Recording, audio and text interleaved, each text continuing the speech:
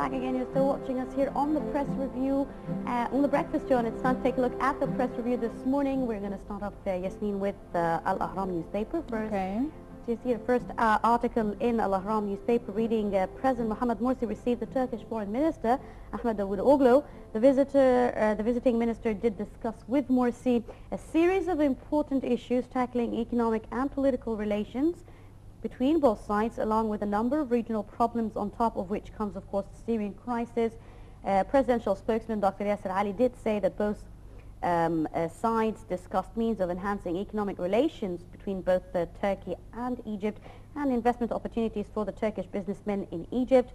The visit by the Turkish official did follow a visit, of course, of high-level Egyptian economic delegation to Turkey last week, in which several business agreements were signed between both sides. I think it's a good step, actually. I think that we need that at the right time, Yasmin. And we move to the second topic. The drafting committee within the Constitution Assembly assigned for writing Egypt's new constitution finished the draft tackling conditions and requirements needed for running for the presidential post. And 4 articles determined the minimum required age for any candidate as 40 years and for both of his parents to be Egyptians in addition to his sole Egyptian citizenship.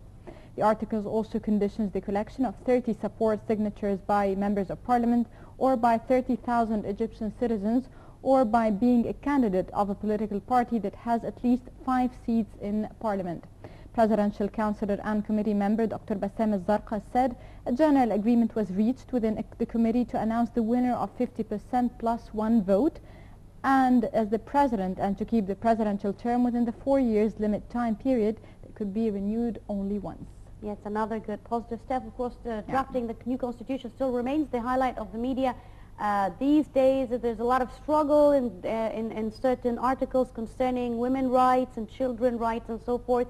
But we are still waiting to see how the final draft would look like before, of course... It's a good first step. Yes, before, of course, there's a referendum on whether or not people are going to accept it. Now, let's go to a third article still, but rather let's go to Al Jumhuriya newspaper this time. An article there, Assistant Justice Minister of Illicit Gains Affairs Council Asim Al-Gohari had ordered the referral of Secretary General of the People's Assembly Sami Mahran to the Criminals Court.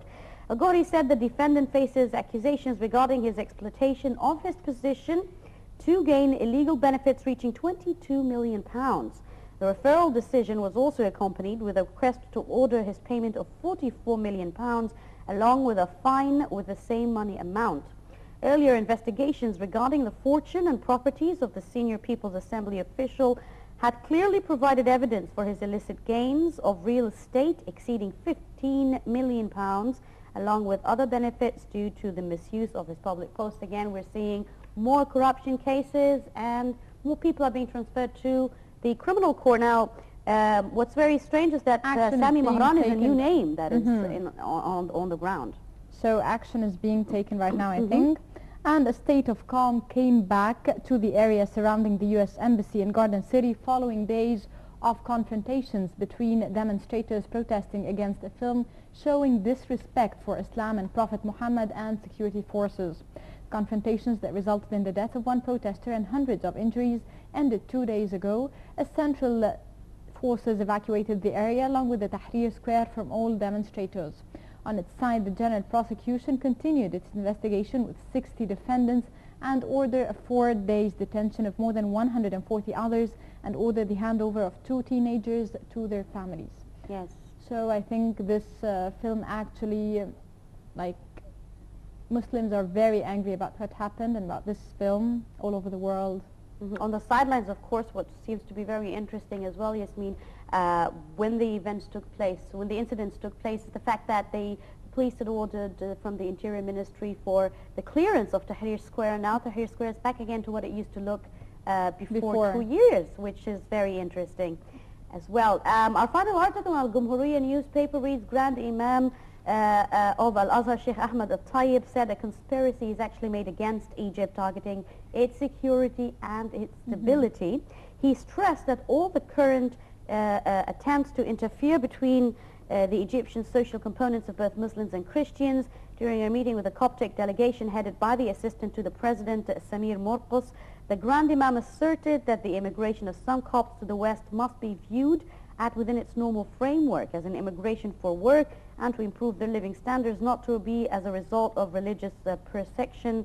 Tayyip did ask clerics of both Islamic and Christian religions to clarify the spirit of tolerance within each religion in order to prevent any misuse of false principles by any religious fanatics.